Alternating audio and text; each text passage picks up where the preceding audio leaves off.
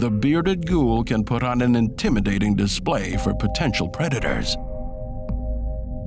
Its red and white skin signals its intense toxicity, and its fierce spikes add to the preemptive warning. Running along its back is a rack of venomous spines that can painfully wound all that come near.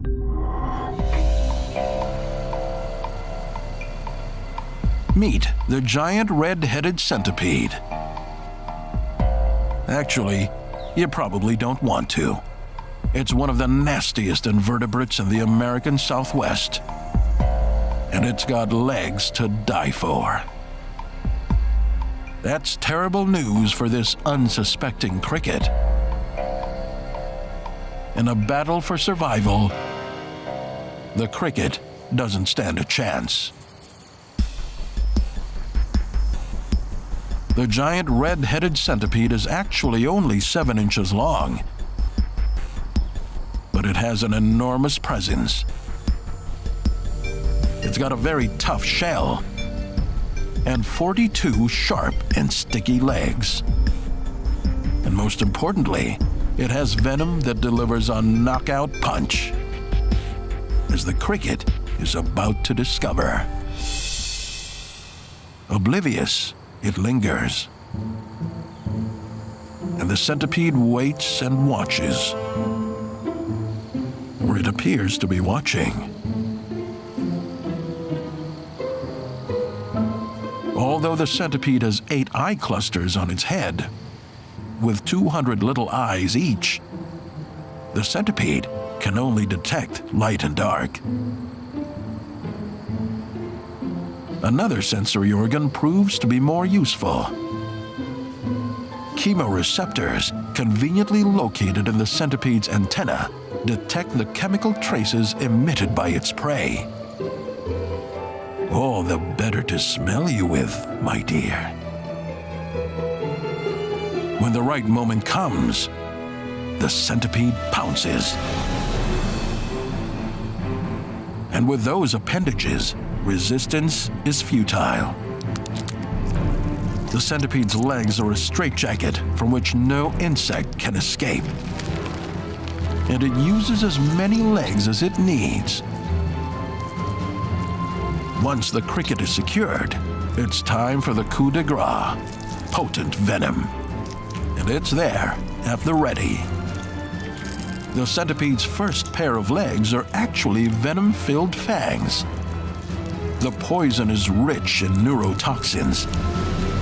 Its prey is immediately paralyzed.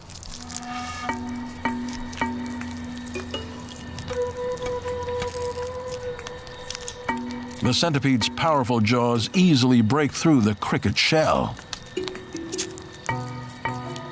Wasting no time, it goes straight for the abdomen. Cracking it open, the centipede gets a pleasant surprise. Eggs. Unborn crickets. Yum. The centipede uses its palps like chopsticks to feast on the protein-rich eggs. It's an easy meal. With the weapons it possesses, most meals come easily to the giant centipede. Even bigger and stronger prey. Because of its venom, it can paralyze and consume much larger animals, such as lizards, rodents, and frogs. So the leggy creature has no problem being aggressive when it's hungry. Once the centipede bites, a combination of intense pain and paralysis immobilizes its prey. In their natural habitat, lionfish evade predators by disappearing into the background. Their stripes and feathery fins look like plants and coral. But don't get too close. Those fins will get ya. It's the mid-1980s in Florida, USA. The first sighting of a lionfish in the Atlantic takes place and raises a few eyebrows. Legend has it that Florida pet owners are to blame after dumping lionfish from their home aquariums into the Atlantic Ocean.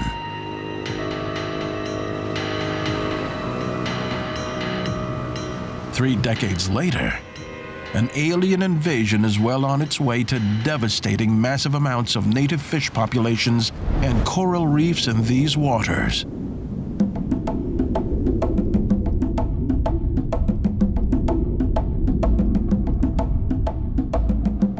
At first glance, the crystal blue waters of the tropical Atlantic Ocean seem vibrant, healthy, and pristine. But beneath the surface, all is not well. There is a stranger here, an imposter, hiding in plain sight.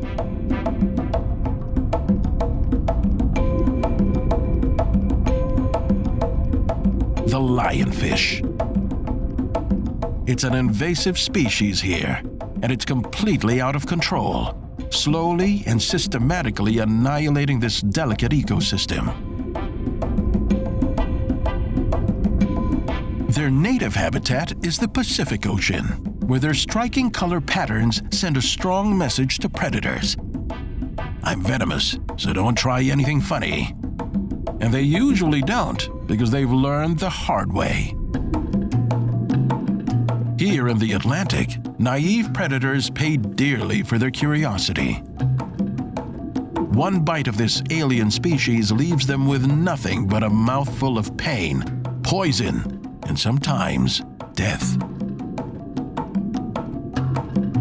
Concealed in its beautiful fins are 18 venomous spines. If a lionfish feels threatened, out they come.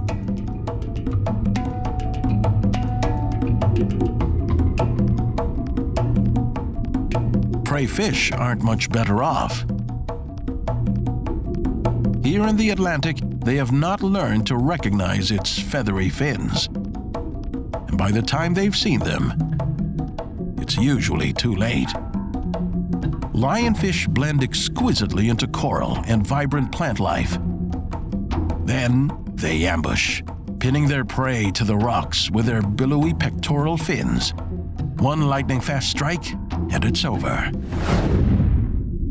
It's like shooting fish in a barrel. Here in their new home, each lionfish eats as much as 7 times the amount it needs to survive. It's a horrifying scenario. A seemingly harmless release of aquarium fish has unleashed an army of unstoppable gluttons that feed on over 50 species of fish and breed with impunity. But where does it end? How can it be stopped? Is it even possible? If it's disturbed or chased out of its lair, the bearded ghoul can put on an intimidating display for potential predators. Its red and white skin signals its intense toxicity, and its fierce spikes add to the preemptive warning. Running along its back is a rack of venomous spines that can painfully wound all that come near. It's one of the most toxic fish in the ocean, both to predators and any unlucky humans that might step on it. If seen, this is a color warning that predators definitely shouldn't ignore. Cold and calculating. Skilled and stealthy. Specialized killers. We know them as assassins. The insect world is full of these cold-hearted killers, where survival is the name of the game. In fact, if you're a predatory insect, you were born to be an assassin. But one bug family in particular has earned the name assassin. This extensive family includes 7,000 species. So what sets these killers apart in the brutal insect world, where murderous mayhem fills every minute of every day? They kill with lightning speed, and they're equipped with deadly venom. When assassin bugs go for the kill, they almost never fail. Some assassin bug species actively hunt. Others lie in wait, and ambush unsuspecting prey. Long front legs pull the victim close with freakish strength. A dagger-like proboscis penetrates the exoskeleton. A potent and highly complex venom is injected directly into the victim. Within seconds, cell membranes are destroyed, and paralysis, not death, ends the struggle. Then, the venom liquefies the insides of the prey, so that the assassin bug can suck up the nourishing liquid. Males and females can find their prey in the forests, scrublands, and grasslands in warmer climates on almost any continent. But they're too worldly to settle for those out-of-the-way places. If given the chance, assassin bugs will happily move into a house. And there are lots of places to hide and plenty of other insects to feed on in a human home. During the day, they keep a low profile. But in the dead of night, they emerge from their tiny catacombs and begin the hunt for a meal. Not another insect. Not a pet.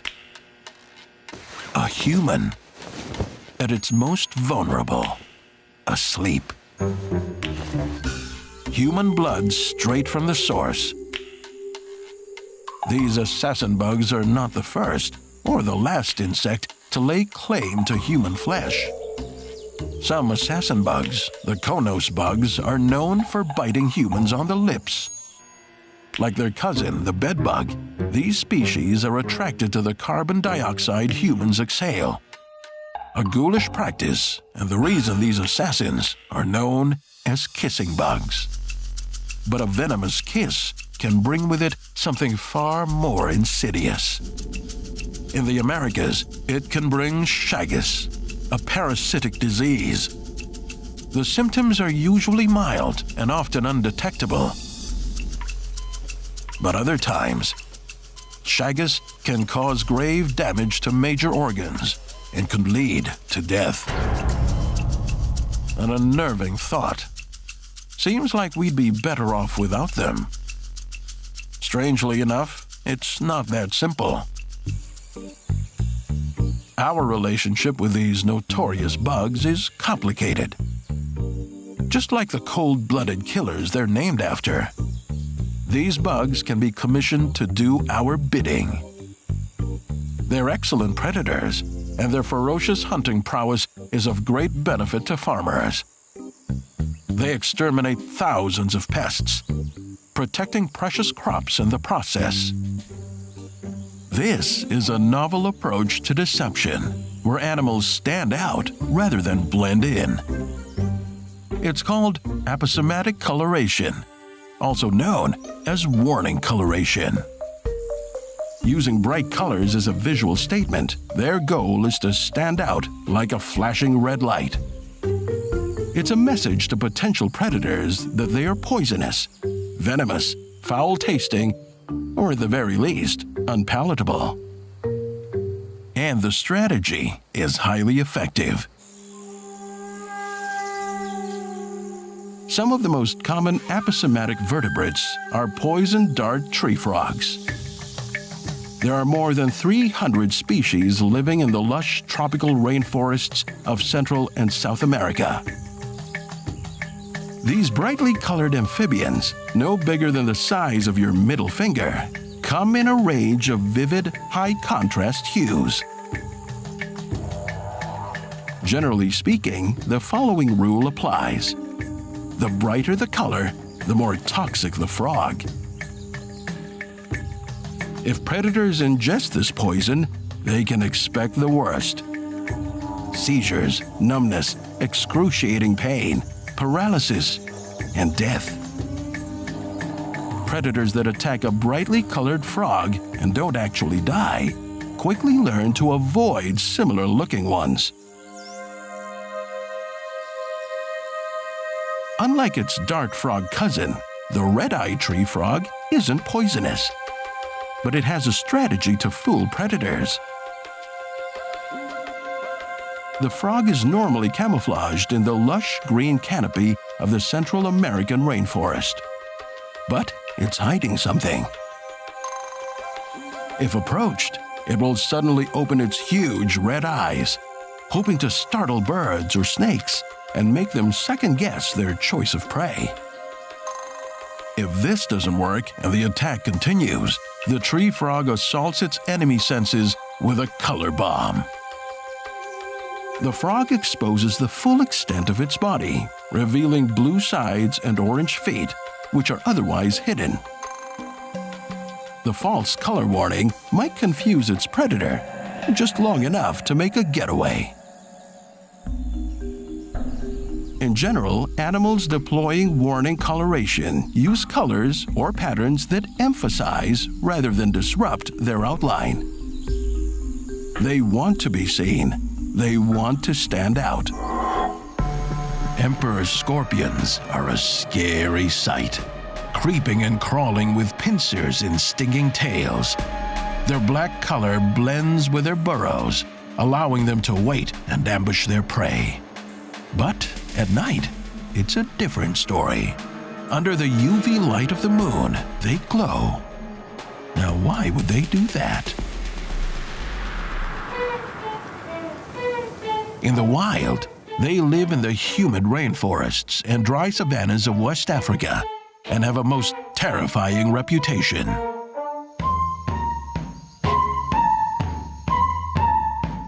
Measuring up to 8 inches, the emperor scorpion is one of the largest scorpions in the world. As if its large, crushing pincers weren't intimidating enough, the scorpion can also release deadly venom through a needle-sharp stinger located at the business end of its long, curly tail. Truly the stuff of nightmares. There are over 1,700 species of scorpions in the world, but only 25 are capable of killing people. The good news is that the emperor's venom is one that generally isn't fatal, though it can be extremely painful. But the emperor's scorpion certainly makes short work of anything else unlucky enough to cross its path. When it hunts termites, its favorite food, it crawls out of its burrow and uses its dark coloring as camouflage. Thanks to rows of sensory hairs that cover its pincers and tail, the emperor scorpion detects prey through vibrations in the air and ground. While blending into the background, it ambushes its prey. Then, using its massive pincers, proceeds to rip the victim's body to shreds. Not a pretty sight, but it only gets worse. Since it's unable to consume food in a solid state, the emperor's scorpion uses its stinger to inject neurotoxins and enzyme inhibitors that literally turns its victim into a liquid lunch. The ultimate termite smoothie. Scorpions are equally aggressive with their own kind. Males are territorial, and at the drop of a hat will fight to the death with a dreaded rival. Females aren't much nicer. If a mother feels it's time for her offspring to leave the nest, she'll push them out. If they come back, she'll gobble them up. Now that's tough love.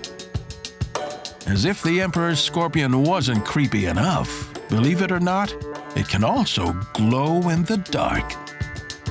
Under ultraviolet light, it radiates a strange neon blue. Until recently, scientists had no idea why. It seemed to make no practical sense. But a few intriguing theories have come about. One theory is that scorpions could glow to help lure their prey.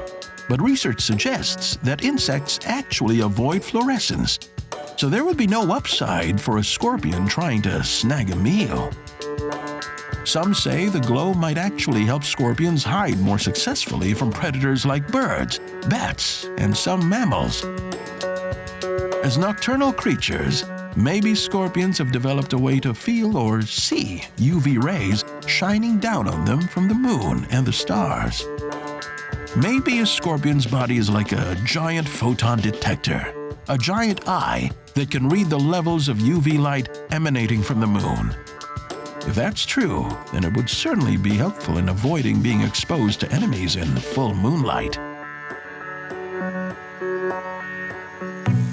The Emperor Scorpion comes from an ancient lineage that has survived on Earth for millions of years. With its highly developed pincers and stinger, it has become a formidable warrior. As one of the most feared creatures in the animal kingdom, it's also shrouded in deep mystery, a mystery on which future researchers might one day shed some light.